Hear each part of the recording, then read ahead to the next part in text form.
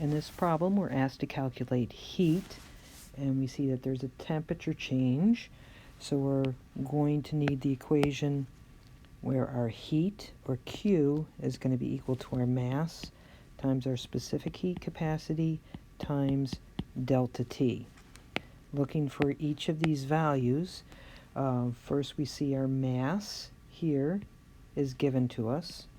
We want the heat capacity of copper, and note that we want its value given in calories. So the value we need is this one here.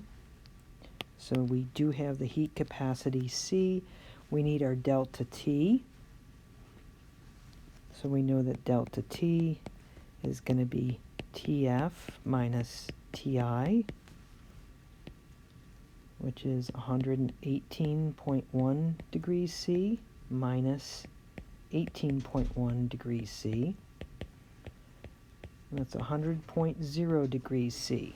And we note here that there are 4 sig figs because we can go out to the tenths place for this number, which means we have 4 sig figs.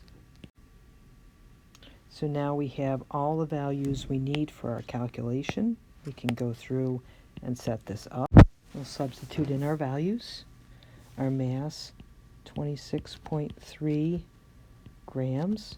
Our specific heat capacity in calories, 0.0920 calories per gram degree C. And our delta T is 100.0 degrees C. We churn this out to get our calculator answer. 241.96 calories. Looking at sig figs, we look at all the numbers that go into our result and see that we're limited to 3 sig figs. So in this case, we're going to be rounding up. So we have 242 calories as our final answer.